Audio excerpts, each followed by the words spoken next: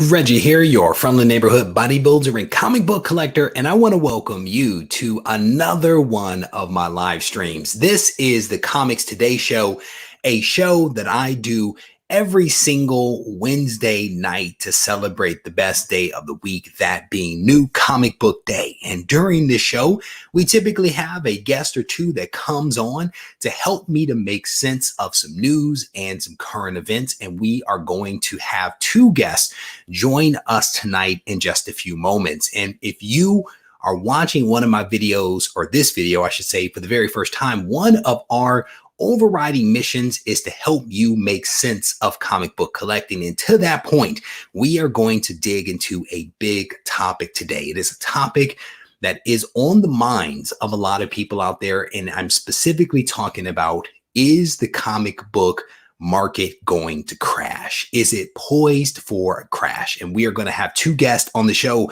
that are going to help me to explore this idea of the comic book market crashing. And I will tell you that I have no real understanding of where either one of these people stand. So we are going to have some fun as we explore this and hear honestly from them where their minds are, because I honestly do not know. So with that said, what we are going to do before we get to our guest and that topic, that very weighty topic, we are going to spend some time talking about the new comics that have come out today. And I was able to make it to my local comic shop. I was able to hit Crush Comics today in Castro Valley. Shout out to those guys who are actually picking up some of my comics to go boxes. So if you have an opportunity to swing by there, if you're in the local area, go ahead and support them. You can pick up a comics to go box for less than what I actually sell them for. But check out Crush in Castro Valley. What we're going to do is in a moment, I'm actually going to go to the chat. And if you were able to hit up your local comic shop today, let me know what it is that you picked up. And if you read something today, let us all know what we might want to put on the top of our stack based upon your read of something within the last, I guess, several hours here, depending upon where you are in the country. So I see Dave right here. How you doing, brother? He said he purchased Joker War, the trade. Oh, Joker War is good. Okay. And he picked up Detective Volume 4 trade. There you go. A couple of trades today. That's what's up. Good stuff, my man. Scrolling through the list here, seeing if anyone else picked up anything. I don't see anybody throwing it up there, but I will show you guys a couple of things that I picked up while I'm waiting for people to flow in. I picked up this Ultra Mega. You guys heard me talk about Ultra Mega a couple of weeks ago.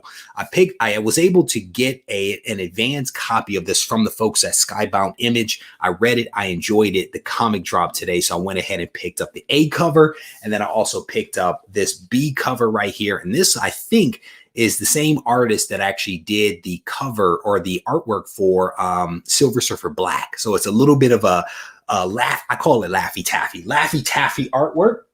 So I picked up those two copies. And again, Ultra Mega from Skymount. I enjoyed it, and you might as well. So a comment here. Let me see, scroll up. Chuck says the best book of the week is Thor 13. He says Donny Cates is killing it. That's what's up. I think I picked that book up as well, so I'll show that in a hot second. L. Smith is shouting out Black Knight Curse of the Ebony Blade. Issue number 1, Iron Fist, Heart of the Dragon, Catwoman, Thor 13, The Last Ronin, the director's cut. Oh, that's what's up. And a few others. L. Smith normally gets a pretty big stack of books. So that's, I'm sure those are just like the first little couple right there. DC Dude, how you doing, brother? It's good to see you. Said he picked up Justice League, Nightwing, Catwoman, Superman. Brother, where is the Marvel stuff? Never mind. DC Dude, never mind.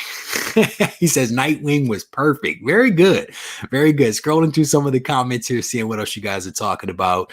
What is this? Yeah, I hear you. I hear you. Ooh, there we go. Odin's says, I got the glow in the dark Noctera. And Thor and Swamp Thing 1. Very good. Very good. Let me scroll through some of the comments here, seeing what else you guys are talking about. I started reading that nonstop Spider-Man. I struggle with that. I was reading it digitally. And maybe because it was too late at night, I was like, there's too much action. There's too much chaos going on in these panels. So I did not finish that one, but I may go back and read it. But again, it actually lived up to its name. If you're going to call yourself nonstop, you better have some action. And sure enough, it definitely had some action going on there. Actual Dracula says Thor 13 and the Norse mythology. Cool book right there. So let me show you guys what else I picked up. This is one of the comics to go boxes right there that Crush Comics picked up from me. But I'll show you guys some of the other stuff that I managed to pick up today.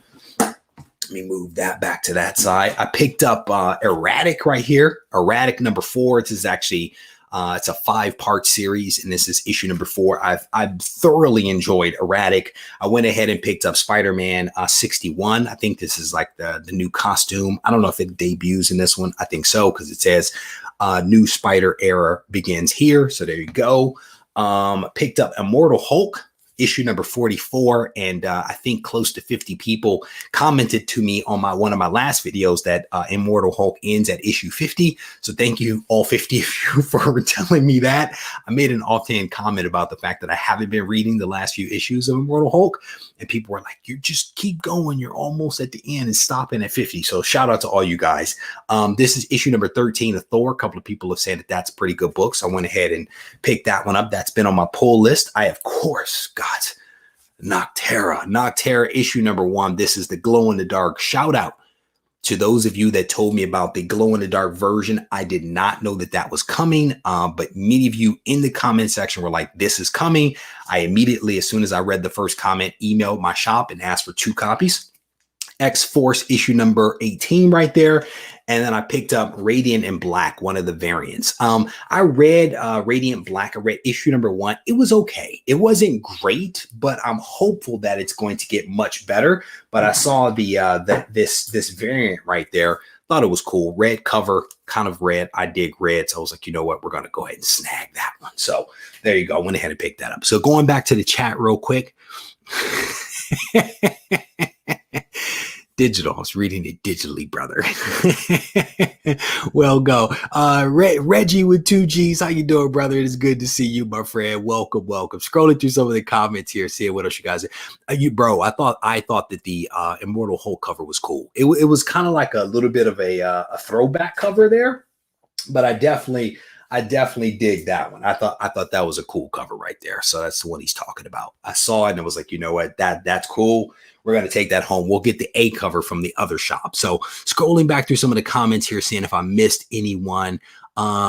Jug, how you doing, brother? He says, Radiant Black 2, the A and B covers, Old Thor, number 9, 1 in 10 cover price, Zdarsky Daredevil hardcover, and Thor 13. There you go. Not a bad list. Not a bad list right there. Jerry, how you doing, brother? It is always good to see you, my friend. Scrolling through. All right, I caught up there. Scrolling back down. My Nocterra hardcover Kickstarter book is beautiful. You know, I have not seen that. A lot of people were speaking very highly of the Nocterra Kickstarter. I had not seen that hardcover. You know, I read Children of the Atom, and it was not terrible. It was not terrible. I might need to read it again. I was not wowed by anything that I was reading. I found parts of it to be slightly confusing, especially the ending. People were like, the ending was incredible. And I was like, I'm slightly confused by what I saw. So I might need to read it again, and maybe it'll be better. Maybe it'll be better. Scrolling down to some of the other comments here. Man, brother, what I'm going to say to you is stay tuned for the video. Stay tuned for the video, because it is a coming. What is this? Reggie, anything new about Milestone? You know, I interviewed Brandon Thomas, one of the co-creators of Excellence, the other day, and he is doing a book for Milestone, specifically hardware. I think the Milestone Zero from Reginald Hutland came out digitally maybe 2 weeks ago. Outside of that, I have not heard anything new about Milestone. And I want to say that I covered almost all of that in recent live streams. I tend to cover that kind of stuff because I dig Milestone Comics. So maybe you guys have heard something I have not. So if you have, definitely throw it up in the comment section so that we can all be privy to that. But that's basically what I've heard so far. Scrolling through the comments. Okay, I think I may be all cut up. What is this? Oh yeah, I heard a lot about that set. There you go. They added a dope X-Men Wolverine special issue. There you go. There you go. Yeah. All right. So at least I'm not the only one. Like I read a news article that was like, I started reading a news article about Children of the Atom. And then I stopped reading it because I felt like it was going to spoil the book. So I went and read the book. And then I read the news article and I was still like, I don't quite get it. So I don't know. Maybe it'll get better. And supposedly they have kept that book, Children of the Atom, one of the new X-Men titles for those that don't know about this one. They've kept it under the wraps for a while. I think they talked about it a while ago. I guess it's been written and maybe even printed for a while. I don't know, to be honest with you, but it's okay. It's okay. It's not great. It's not great. Scrolling through some of the comments here. Oh, very Gary. How you doing, brother? It's good to see you, my friend. Very good. It is good to see you. I need to watch that video you just released. What was it? It was like a $150 set of books that you just picked up. So I dig those videos you release where you're talking about things that you just picked up and how much you spent.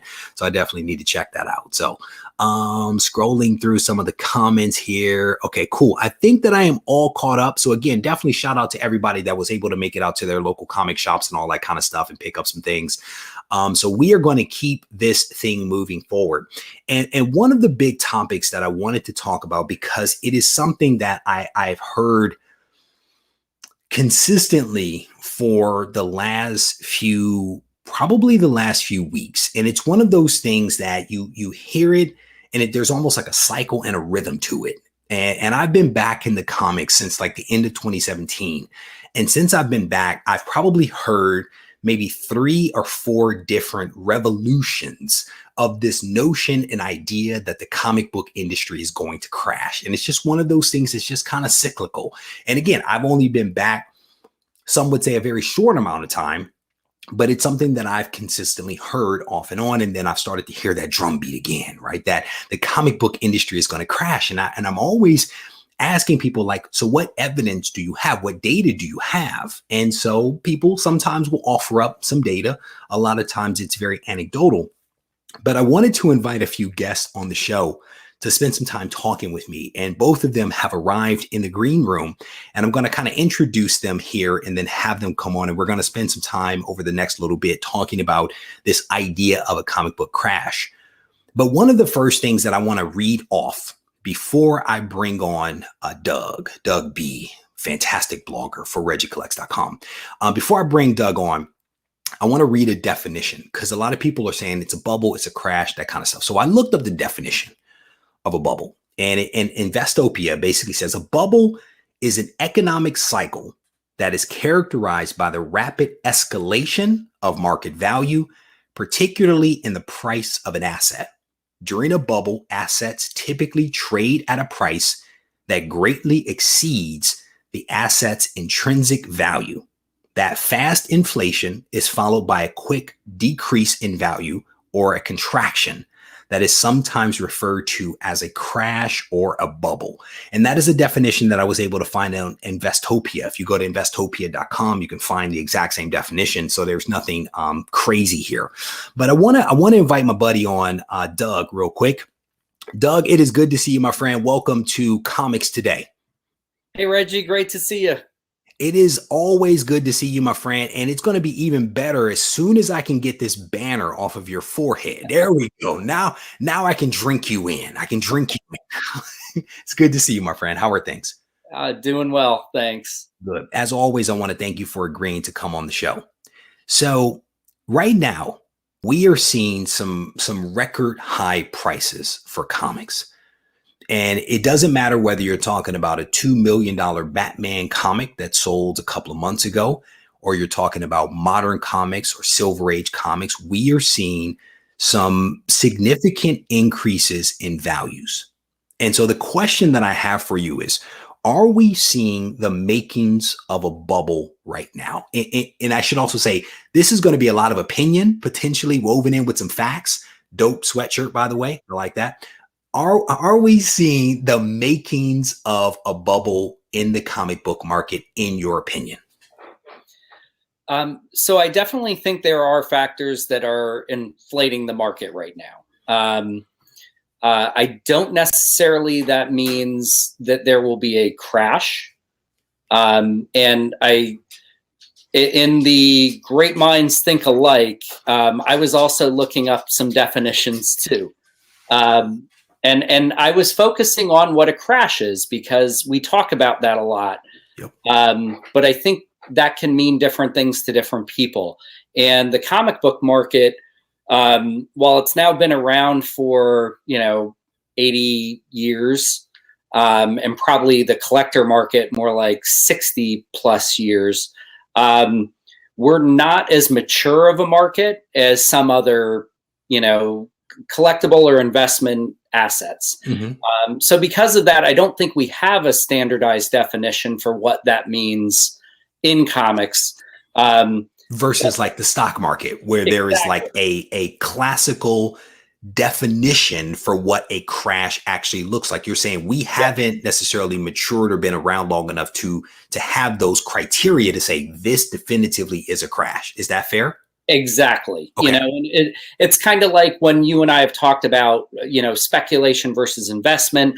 They're really the same thing, but they're different ends of the spectrum. Yep. And I do think, corrections are inevitable. They always happen in every market. Crashes are something different. And let's take that stock market example.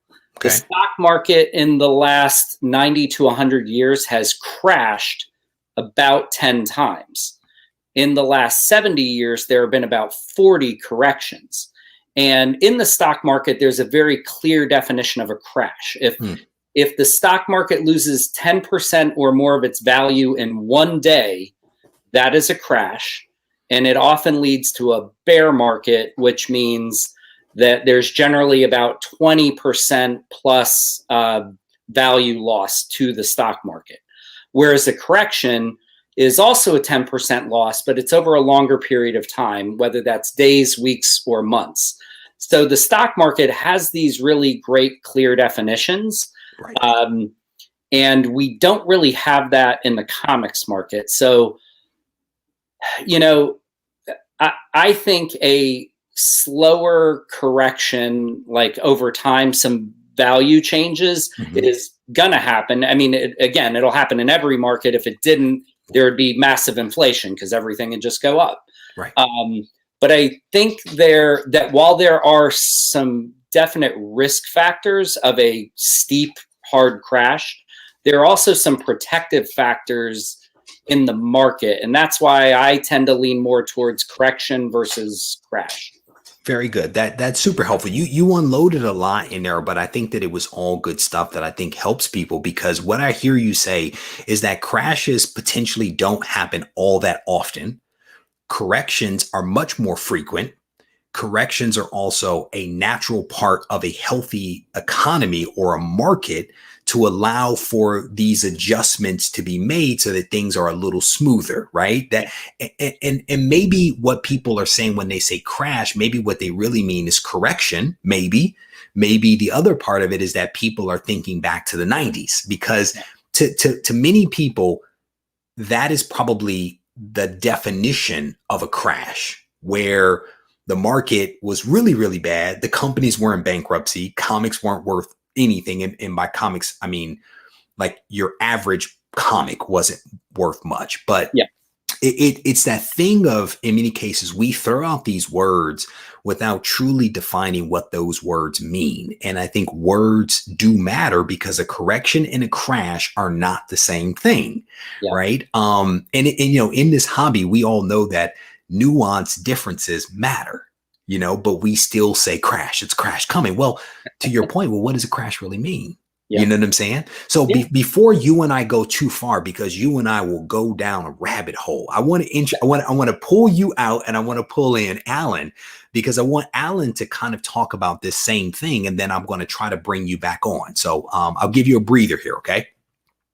So Alan, how you doing, brother? It's good to see you, my friend. Good to see you. Thanks for having me on. It's great Ooh, to be on again. Yeah. That rich voice, man. Thanks. I bought a mic for this, so That's a good mic, brother. I can hear you loud and clear.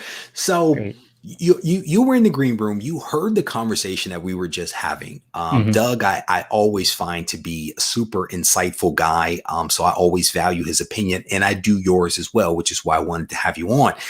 I had a guy message me the other day, and he said, Reggie, are you seeing what I'm seeing? I'm like, first, tell me more. He says, I've seen a sudden increase in the values or the prices of comics to 20 to 30%. And I personally have not done this analysis, so I'm taking his word for it, right?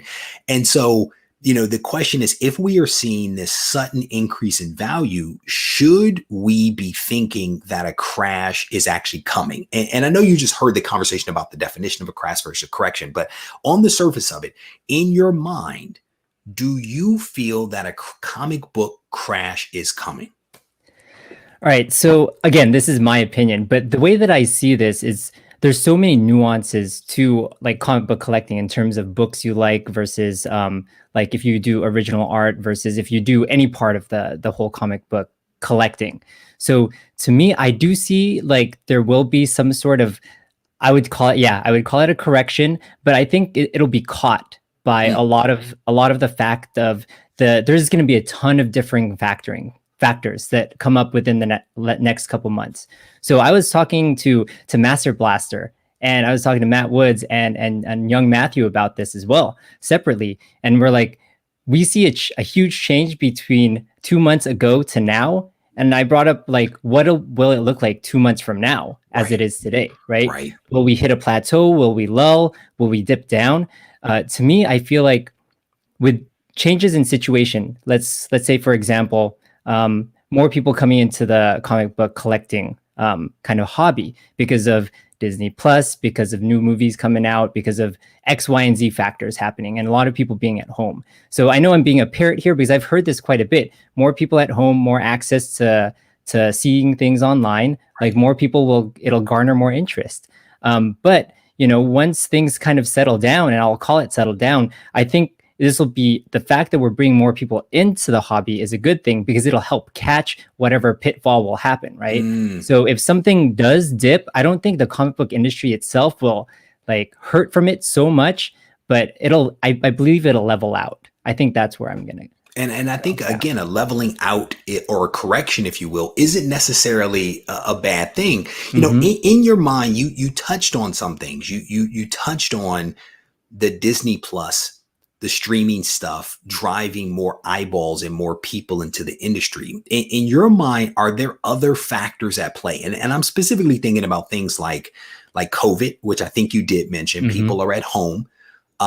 If you add to that, like the stimulus money that people have received, and I think are going to receive, that technically is helping.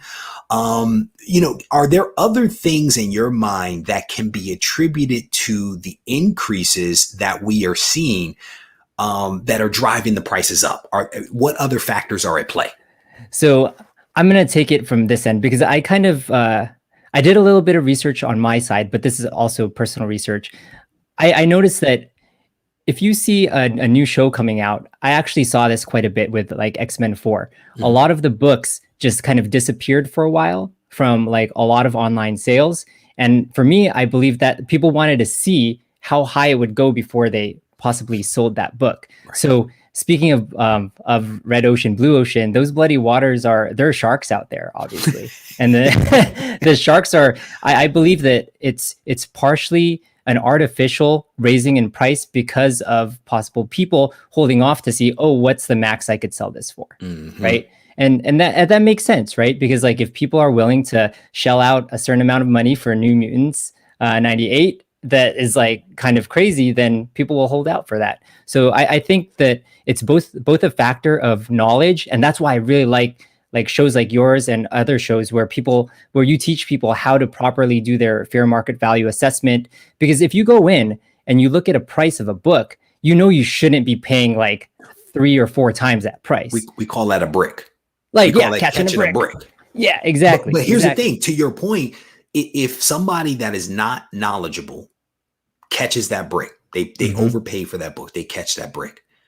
The person that has that book that haven't posted it immediately posts it at the higher price because somebody just caught that brick, and they wait for another person to catch that brick. And I that's what I'm kind of hearing you say, is that people are holding books back and slowly releasing those books onto the market as books are sold, so as to maximize their opportunity, which isn't necessarily bad. Yeah. But the downside is that it actually pushes the price of that book up slowly and incrementally to heights that maybe we're seeing now. Is that a fair statement to make? That is exactly where I'm going. Yeah. Yeah.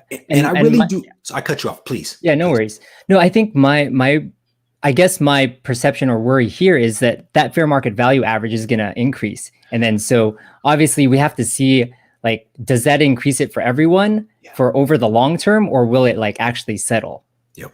And one of the things that I talk about, and I think people sometimes struggle with this, is like they go to eBay and they're like, well, the last price on eBay was this. Well, and then they complain about something like Go Collect, which has an FMV that doesn't get adjusted immediately. Part of the reason for that is that I think they're waiting to see whether it's what we're talking about, the price slowly inking up, or whether it is the actual market that is saying this book is worth more, right? Because someone catching a brick should not immediately affect the FMV for the entire market, right? Yes. And so that is just one of the important things to talk about when you're like, I use eBay to price or to buy versus I use a pricing aggregator. The pricing aggregator is there to help smooth it out and to help you really see what's happening, not just an individual data point. And so I think that that's an important distinction to kind of make there. One of the things that I've heard, and I'm going to go back to Doug here and we'll bring him back on in a second, but one of the things that I've heard, and I may ask Doug the same question, and I honestly don't know whether you're going to have insight into this, so because we're making this stuff up, is I hear a lot of people blaming the high values partly on people from other hobbies, trading card guys coming in. The trading card guys are infiltrating comic book collecting and pushing the prices up. That's what I hear. And in my mind, I think it's a multifactorial thing, as we've kind of illustrated here. But what is your perception of, are we being infiltrated by outsiders? For me, I don't think we're being infiltrated by outsiders. I have friends who also collect sports cards, like Pokemon cards, all these types. I think all industries in terms of collectibles are just increasing in general. And I don't think it's just the comic book industry or people passing back and forth between different industries. I think it's just the whole market itself rising. Yep. For all the reasons that we just cited. So let me bring Doug back in here. I think this is the first time I've ever had 3 people on. This is fancy right here. This is the best sandwich. Yeah. You're awesome. So Doug, what is your thought on that? Right. So you may have heard this. I definitely have heard it. People are basically saying they're not recognizing that there are many factors at play. They are basically like, it is the trading card guys. They're all evil. They're driving it up. What say you on that topic? So I definitely think there are a lot of factors. And I definitely think that one of them is outside investors coming into the hobby. I think the trading card is kind of the obvious one. But the reality is, as comics, especially Silver Age and Gold Age keys, have become a more mature market for investors, that's going to bring in money from people who don't know as much about the hobby and are in it more for the investment than they are because they love comics. So I do think that is one factor. I think the comic industry, and I actually wrote a blog post, but it's not coming out for a while on this. I'm sorry, not the comics. I think the card industry is an obvious one because that market has blown up in a way that makes the comics market look small right now. Yeah. Like to ridiculous degrees. Yes. And I think because of that, if you know about cards and you know about comics, then the prices and the money being paid for cards right now make comics look incredibly enticing and cheap. Like, if you're spending the same amount of money on one current basketball player rookie card in high grade, that you could buy multiple Hulk 181s in a 9.8. You know, if you know anything about those two markets, the Hulk 181 seems like a much better bet. So it's a good deal. Yeah. So people who are investing heavily in that marketplace, I think there is an attraction to invest in comics right now. I was able to hold a Magic card, a Black Orchid. It's $109,000. Jeez. it was like this. It was like this. And I was like, so that's like $100,000. That's like crazy. You know, it is unbelievable. But I think that there are many factors at play. And I think that you're right, that there are potentially outside investors, not just trading card people, not just Magic and Pokemon folks that are coming in. There's outside, because people are recognizing that there is money to be made in these comics. And I think that they are helping to drive the price up, which is good and bad, right? Because if they drive the price up, then that means that the value of your collection has increased.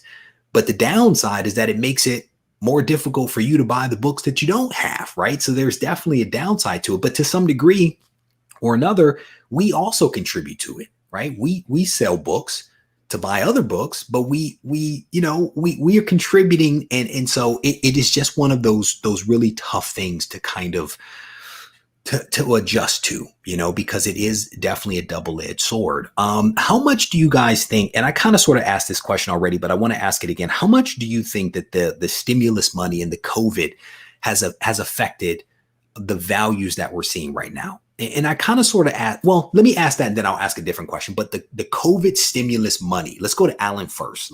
What are your thoughts on like the impact of that? Do you think that that's having an impact or no? Yes, I think it's having an impact.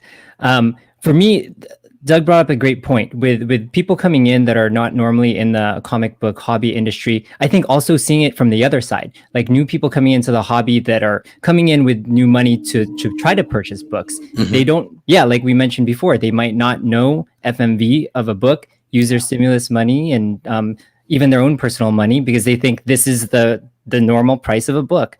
And, you know, they'll purchase it for that higher amount. So I think it does. And I think that's why it's so important to try to help new people when they come in. You know, I literally talk to people every day, and a lot of them are new people, and they're like, so how much, is this a good deal or a bad deal? I'm like, so have you checked the prices in a pricing guide? Like, let's start there. Let's start with the super basic. If you don't have it, go to my site. There's a code. You can get access for 30 days to at least look up your prices. Like, start with the super basic stuff. Don't ask Reggie if it's a brick. You have to figure out it's a brick, but I'm gonna give you the tools to help you do that. But Doug, thoughts on the impact of COVID and people sitting at home and stimulus money driving up the prices that we're seeing right now? So it's causing inflation in everything, and that's the same in the comic market. I think the pandemic effect goes far beyond the stimulus check. Tell me more. For those of us who, for a year, haven't gone on a vacation, you know, don't go out to dinner, don't go out to comedy shows and concerts. So I know for me personally, things that I spent my money on a year ago. That discretionary money and other. Yeah. And it's shifted to comics. So there are, that's part of it, but there are other factors as well. And I think that has impacted because of the inflation in the market. That's impacted another risk factor, which I see as kind of this formula of easy money plus semi-knowledgeable investor equals broken dreams. Or in your terms, catching a brick. And I mean, we all, and I'm all victim of this too, like we all pick books out that we think are going to do well, and right now they're all doing well. They're all doing well. Like geniuses. Everything we buy is going up. That is legit. I think I actually said that in a recent video where I was like, I can't really take credit for this because like technically everything's up, so I could like throw a dart and hit a winner, you know. But that's a legit point. And I interrupted you, so please continue your thought. Oh, wait a minute. Let me do this. For those that are coming in late, I am joined by Alan and Doug, and we are spending a little bit of time talking about the possibility of the comic book market crashing and whether it is a real possibility or not. So I wanted to make sure that I did that for those people that have come into the chat late. So, Doug, please continue your thought.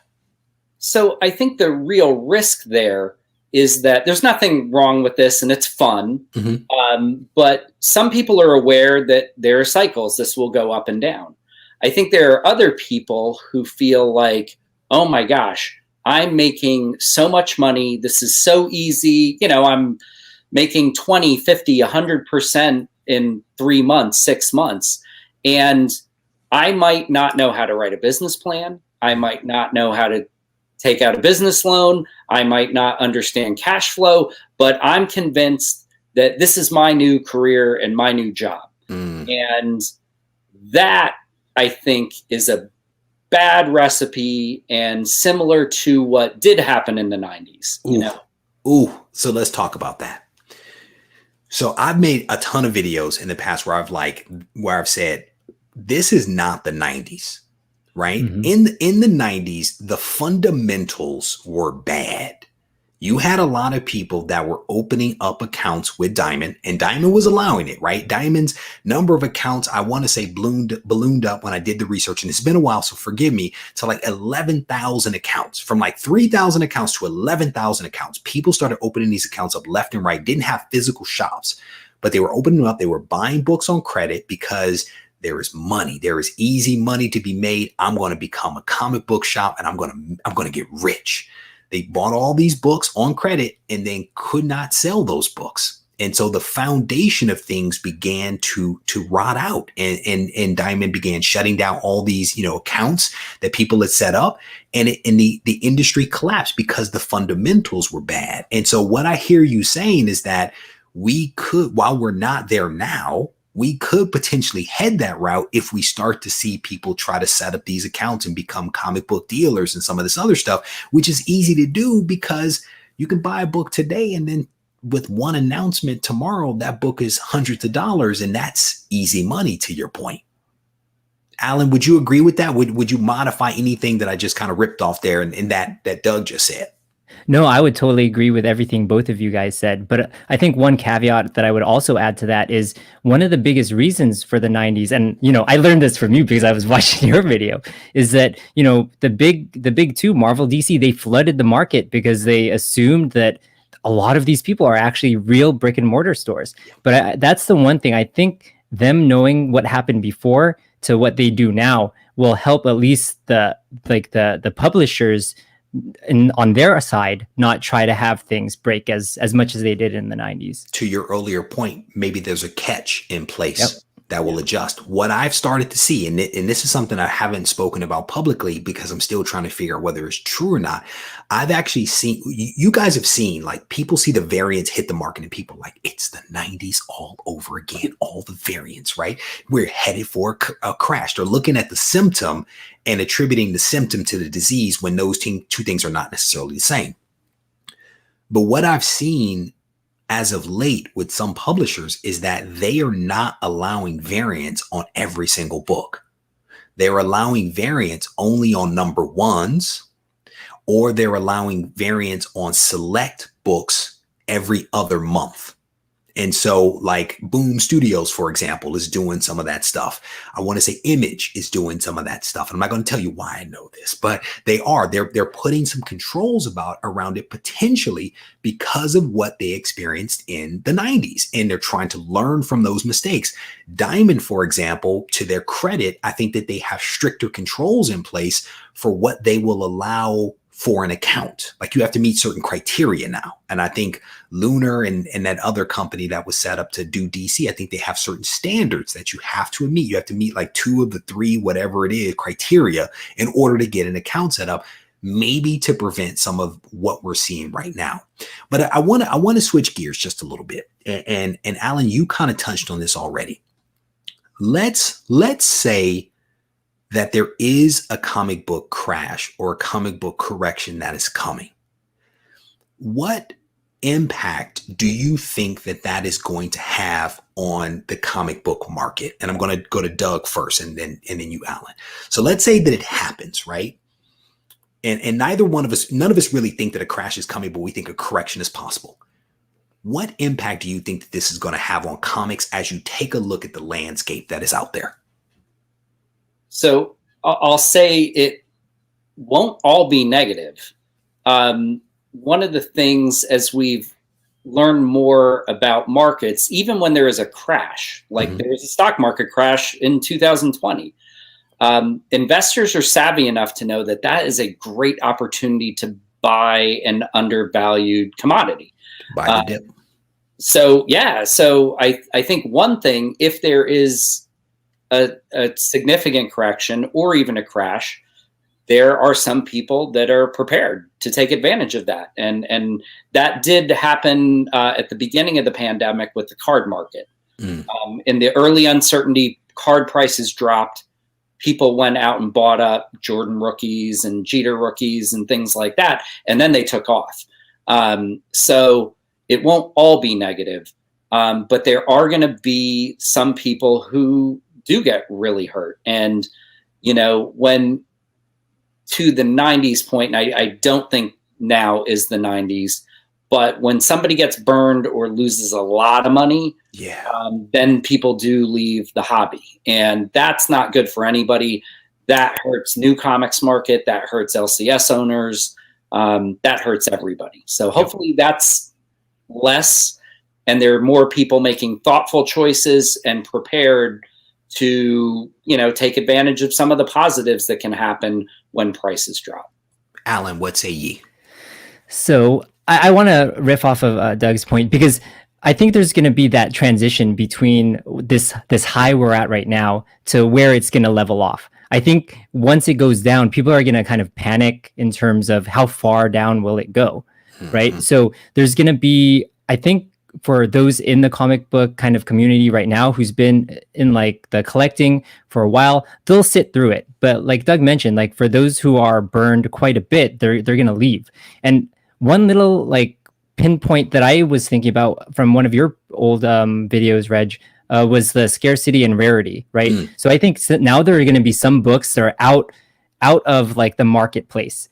And I don't know if those are going to ever come back in the marketplace, because I feel like some people will sit on these to see if this will ever come back up. And then so now there might not be as many available for those like kind of older Silver Age, older Golden Age books. But I think for the most part, it's going to be that kind of hard spike down and then the level off. And I think that'll be rooting out a lot of the people who are not as invested in the hobby itself, not the comics, but in the hobby itself. So one of the questions that I always think about, and you guys may remember this from some of my old videos. I think, Alan, you remember some of my old videos better than I, to be honest with you. But when I think about the comic book market, I don't think of it as one thing. I think of the comic book market, like many other markets, as being made up of sectors. Original art is a sector within the hobby.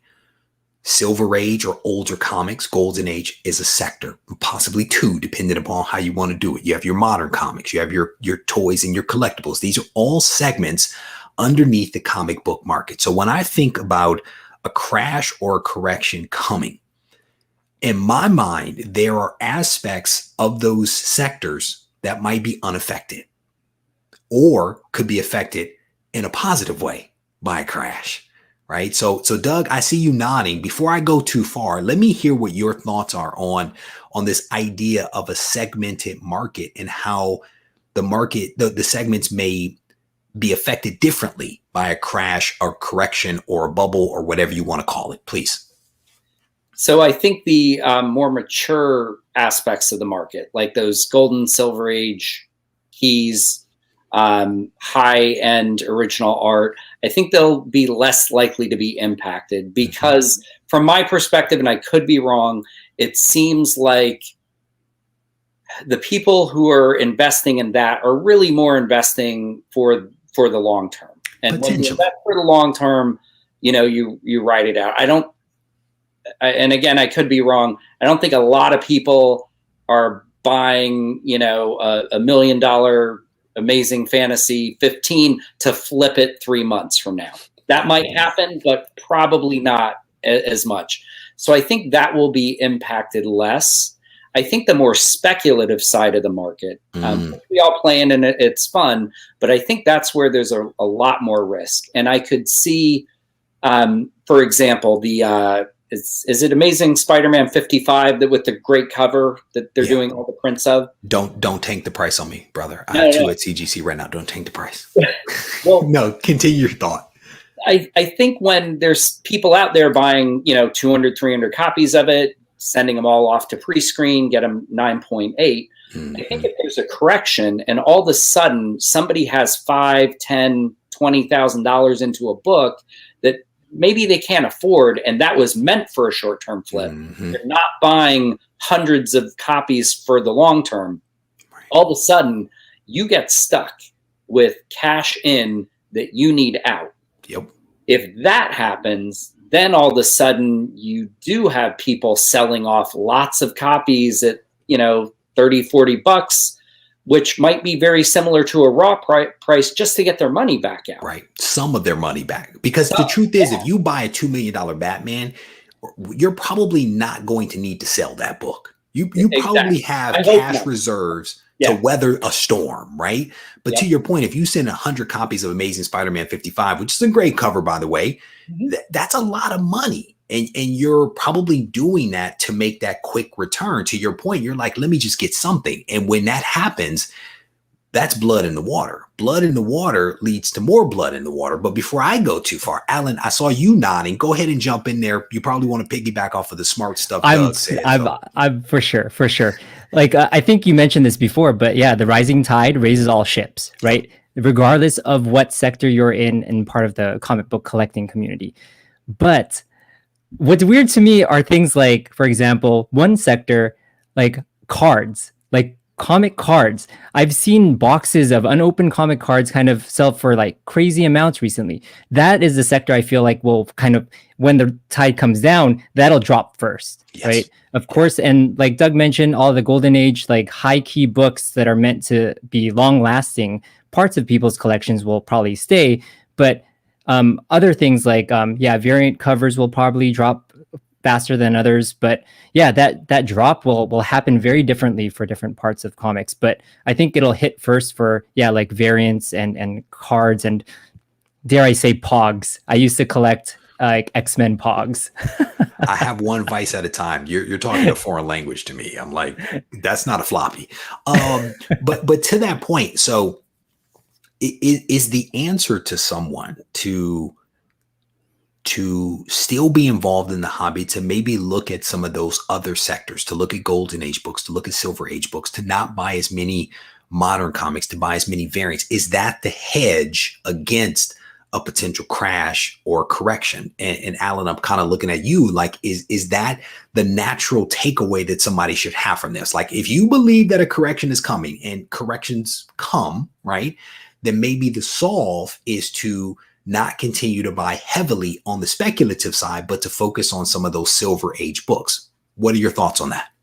Yeah, and I think this is the main theme that we're kind of tagging back to, like the stock market and other types of investments, right? You kind of diversifying within comic book collecting. So yeah, definitely collect still the books that you want to speculate on, but also collect the books that, like you always say, and like we all always say, collect what you like. Because even if the market crashes, you have a book that you want to keep in your collection and you don't have to flip.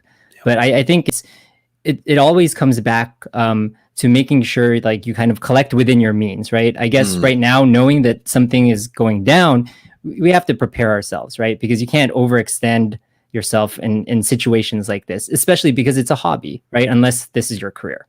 And the challenge is that, to Doug's point, there's a lot of money to be made, right? And it's like, there's books that you want, there's money you can make over here. It's enticing to do it, but you can certainly overextend yourself. I remember when I first came back to the hobby, when I first started creating videos, there was a guy that he reached out to me. He had run up massive credit card debt, buying outside of his means, and he also had, you know, some gambling addiction in previous, you know, in previous parts of his life, and he made some adjustments, but then he came to comics and it was the same thing, you know.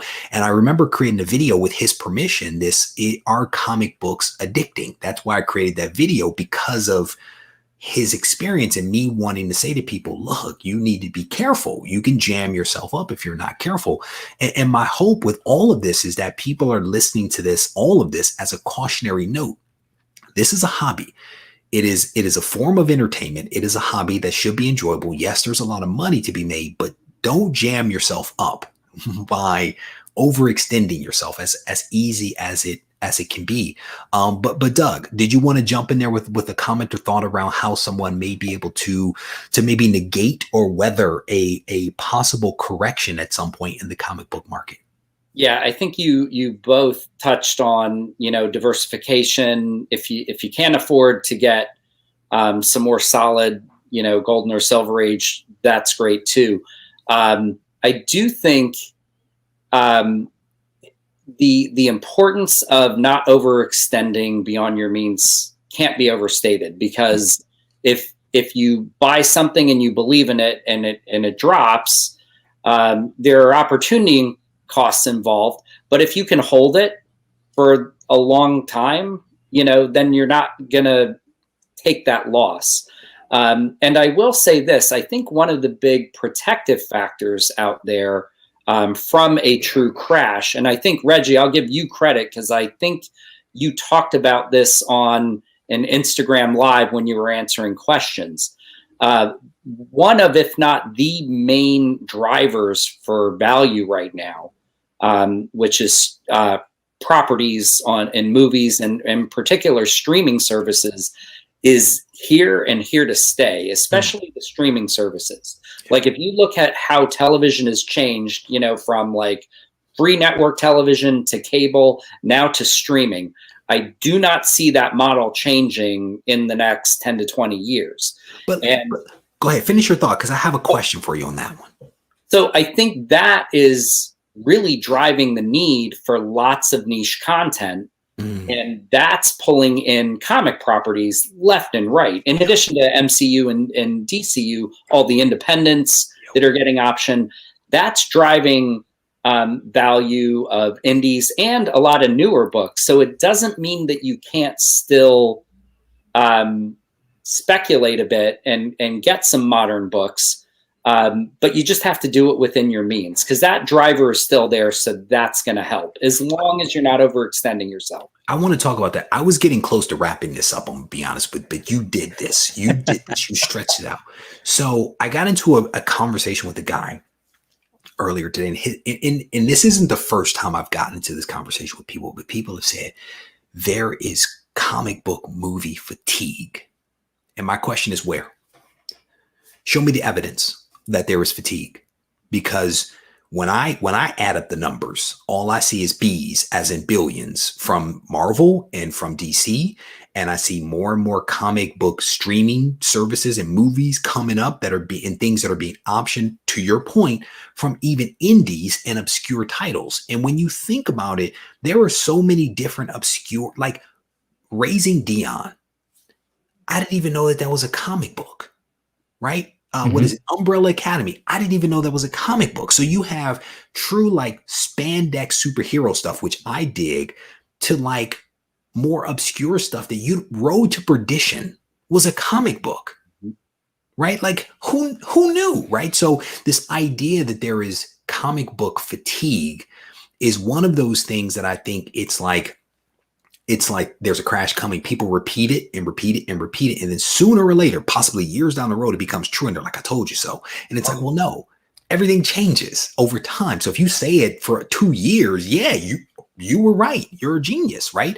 But I personally haven't seen any sign of comic book movie fatigue. But I am curious, like you guys are out there in the community just like I am, and you're talking to people. Alan, have you seen signs of comic book fatigue, or have you just heard people say it? You bring this up at a great week, because a ton of people I'm talking to are just going crazy about the Snyder cut that's coming out, right? And to your point, there's a lot of content out there that people don't even know that the original content is from a comic book. And they don't care. And they don't care. Yeah. So I don't think there's fatigue. It's like good TV. Like, what do I care if it came from a comic? I'm enjoying this. Oh, it came from a comic. Now I want to go buy that comic. That's how I get, you know, but that's just me. I don't know. I'm inspired by seeing, like, I watched Aquaman and I was like, oh, that's dope. Let me go buy some of those books, you know? Alan, Doug, have you seen comic book fatigue, or again, have you just heard people say that there's comic book fatigue? I think there's always mediocre movie fatigue, and there's never great movie fatigue. So when a mediocre comic property gets made or turned into a mediocre movie, you know, ticket sales aren't as good. But when, you know, Avengers Endgame comes out, it makes $2 billion. So or Joker, Joker, which is so dark I can't even watch it. But I mean, that was $1 billion movie. I can't watch it. It's just too dark for me. But it still was a really good movie where people are like, that was, I mean, I don't think anybody's like, so that was a comic book property. I think people get that, but it's not a traditional comic book movie. Like, there was no spandex. If there's no spandex, then there's not, you know. I will tell you, man, I honestly did not really know where this conversation was going to go when I invited you guys to come on, but I thoroughly enjoyed, like, how we kind of meandered through this topic. And I want to thank both of you for showing up and just sharing your thoughts with us. And as I told you guys, this was all going to be an opinion-based show, and you guys did a fantastic job of sharing your opinions and thoughts. And so I want to thank you for that. And I'm going to definitely have both of you on. Alan, before I let you go, is there anything you want to talk about related to your YouTube channel? Anything you have coming up? Did you release anything? Shout out your YouTube and your Instagram, all that kind of stuff. You know, just have at it, brother. Have at it. Yeah, for sure. Thank you. Thank you first off, thank you again for having me. One thing that I would have over, what's his name? Ross Ritchie, is I came onto your show twice, so I'll say that. But you represented yourself well both times, brother. Thank you. So yeah, my YouTube name is Climbing Comics. You could also find me on Instagram, Climbing Comics 452.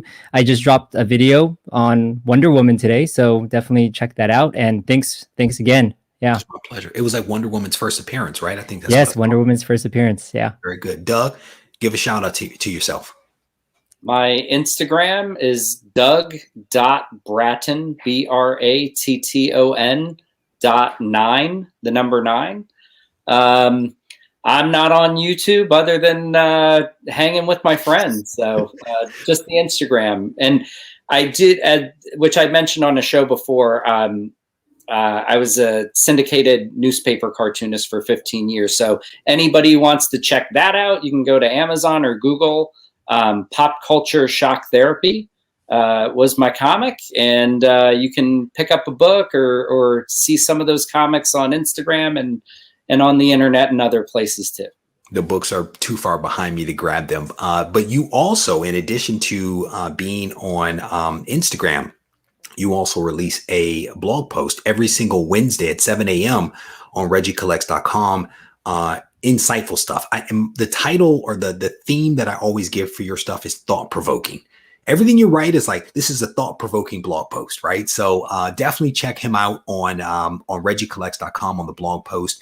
Every single Wednesday, there's something that's going up there. All right. Again, I want to thank you guys for hanging out with me, and I'm definitely going to have you both back again, but I'm going to take you off the screen. So have a good night, guys. Thank you. Absolutely love those guys. I hope that you guys enjoyed this conversation, and I definitely want to thank everybody for dropping those super chats in the window here. I was really trying to focus on having the conversation because we didn't necessarily plan that. I'm gonna be completely honest.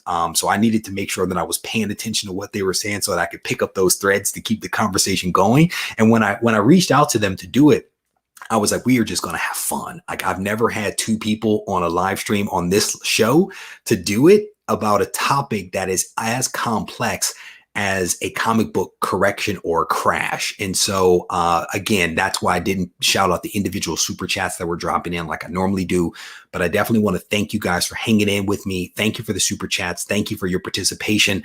I don't have anything else that I'm going to cover tonight, just because that was a robust conversation. I will say to you that if you are interested in winning this book right here, this is Showcase issue number 79, the first appearance of Dolphin.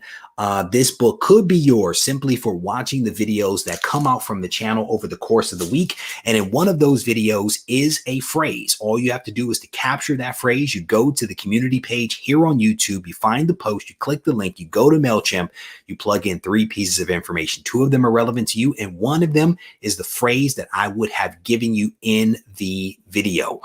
Then you tune into the Ready, Set, Go preview show to find out if you are the winner. If you can't follow any of those directions, if you search here on YouTube for Regie Collects Go Collect Giveaway, there is a video that walks you through the entire process. One last reminder, we don't talk about the giveaway book in the video in which the phrase is mentioned. So I just want to kind of throw that out there for people to think about. All right, with that said, I'm going to wrap this up.